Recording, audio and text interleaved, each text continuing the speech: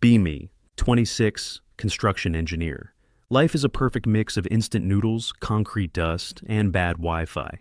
The most exciting thing in my building this month was the neighbor upstairs finally stopping his midnight drilling sessions.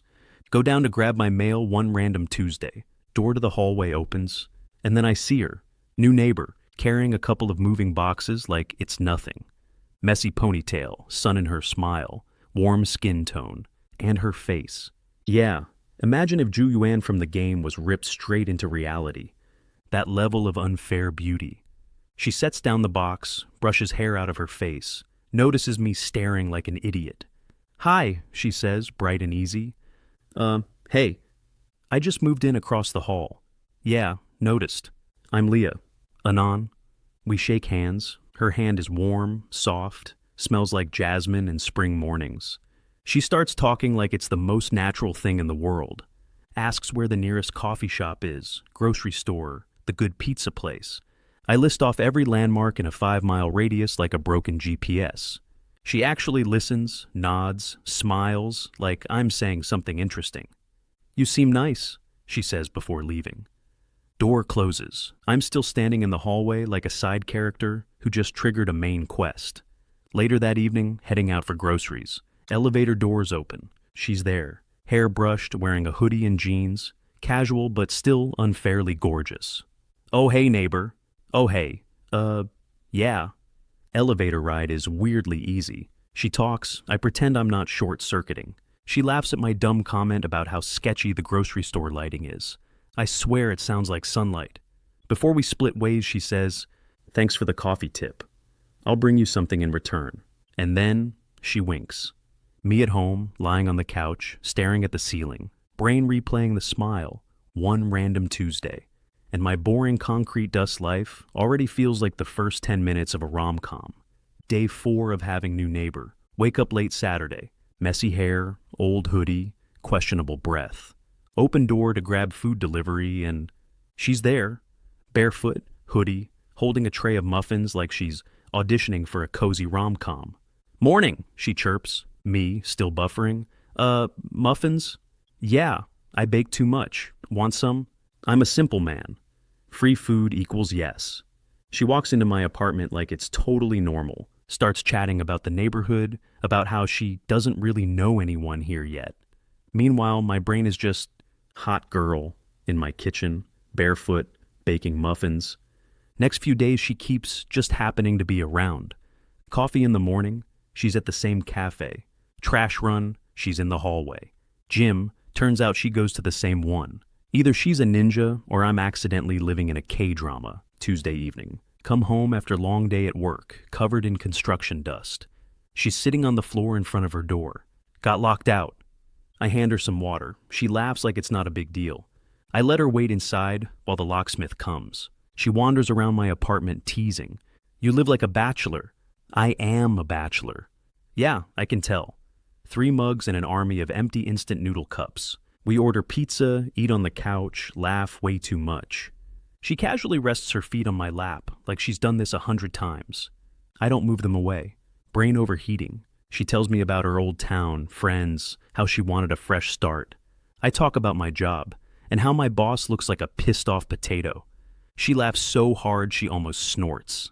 10 out of 10 sound. When locksmith finally shows up, she stands to leave. "Thanks for letting me invade your personal space." "Yeah, you're very efficient at invading." She smirks, taps my shoulder. "You'll get used to it."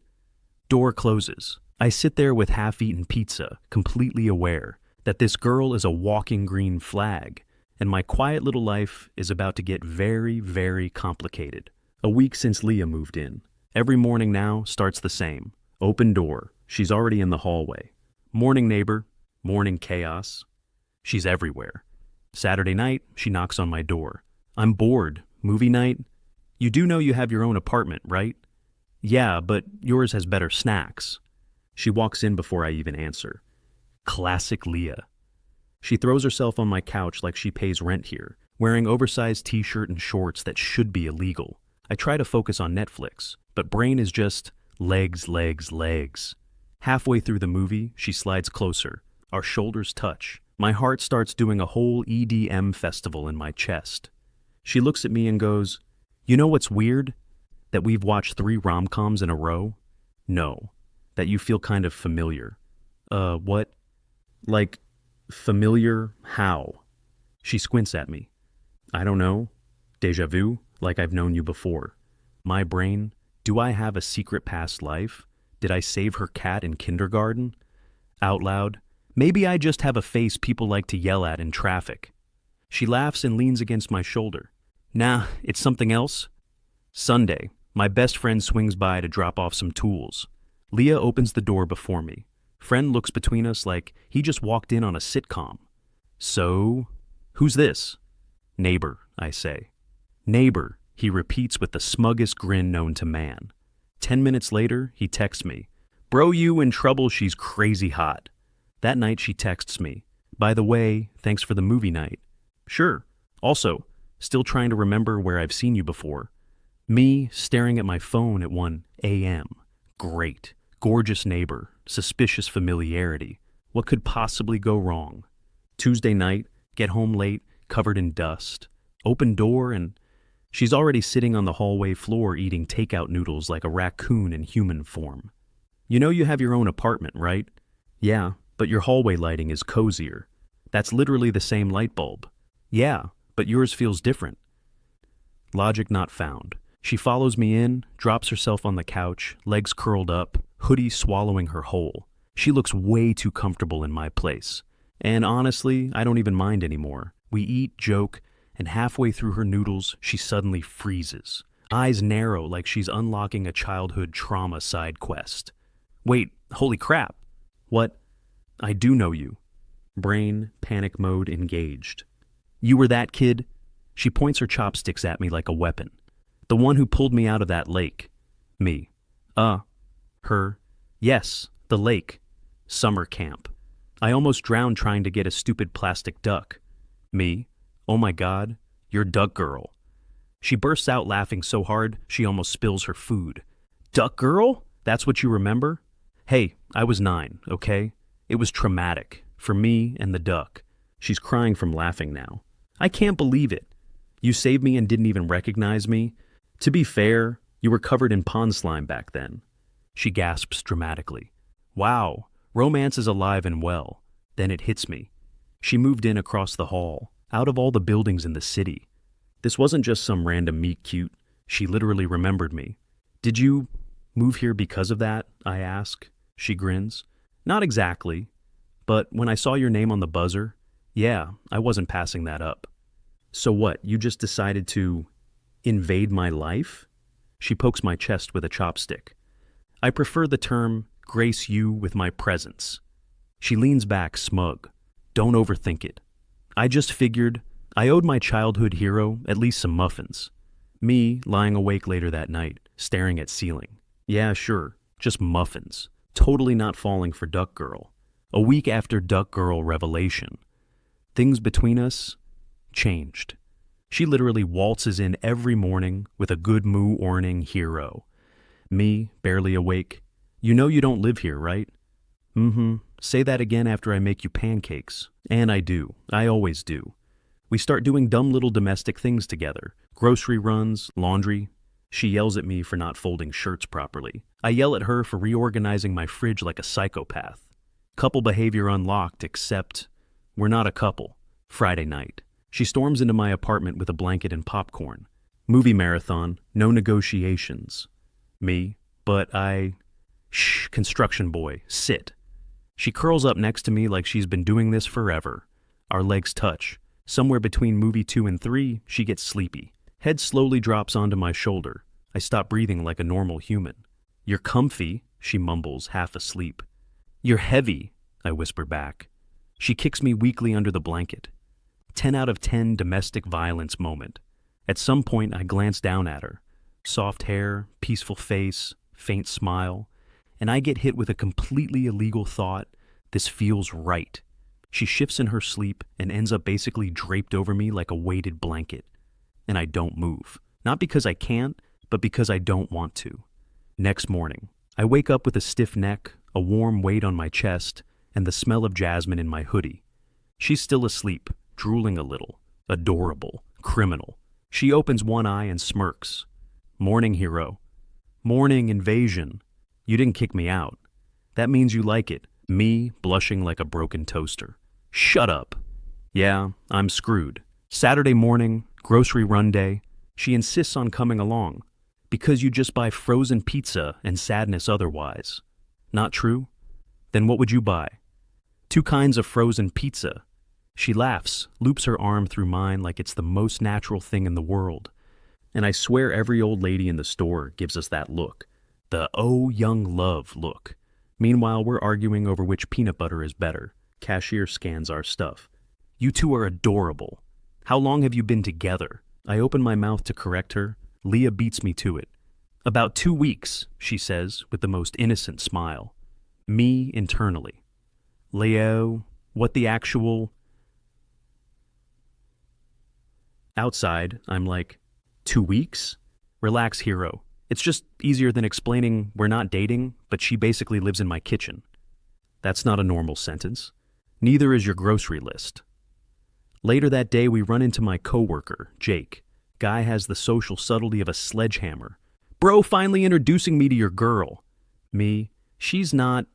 Leah, smiling like the devil. Hi, I'm the girlfriend. Jake, knew it. You've got that dumb in love look lately. Dumb in love look has stopped responding. After he leaves. Girlfriend, I ask. She shrugs. He was annoying. I did the world a favor. You're dangerous. You like it. As if the universe wasn't already clowning me enough. The landlord catches us in the hallway later. Oh, you two make such a cute couple. Me, we're not.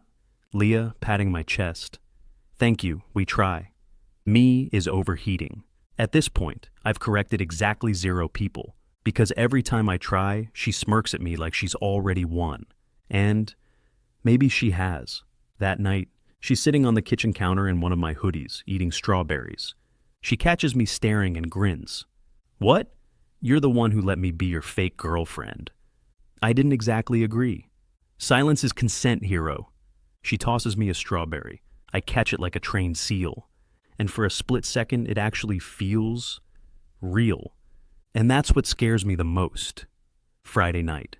My buddy drags me to a small bar downtown. Bro, you need to socialize. You're too domesticated. You're basically married to your neighbor. We're not... Yeah. Tell that to the 3 people who saw you two feeding each other strawberries. I leave Leah a note on my door. Out with friends. Don't raid my fridge. 10 minutes later, she texts, too late. Also took your last pudding cup. Fast forward bar. Music, drinks, some random girl at the counter starts talking to me. She's cute, funny, we're vibing casually. Then out of nowhere. Well, familiar voice behind me. Leah has entered the chat. She's wearing my hoodie at a bar, like some kind of territorial cat that pays rent in chaos. Oh, hey, what are you doing here? I ask. Oh, I was bored. And your kitchen was empty. Tragic. She looks at the girl, then at me, smiles. Not a nice smile. Who's this? She asks sweetly. Girl? I'm Leah. His girlfriend. Me choking on air like a rookie. Girl? Oh, I should... She disappears faster than my confidence. Me? LIA. What the fuck was that? Her. What? Just keeping the cover story alive. Hero. Me? We don't have a cover story here. Her. Well, now we do. I should be mad. I should tell her off. Instead, I'm just staring. Because she looks ridiculously good in my hoodie, hair a little messy, cheeks pink from the cold, and my heart is doing stupid things. Outside, on the walk home. Why'd you do that? I ask. She avoids my eyes. I don't know. Maybe I didn't like seeing some random girl touching what's mine. My brain crashes. Yours? She groans, pulling the hoodie over her face.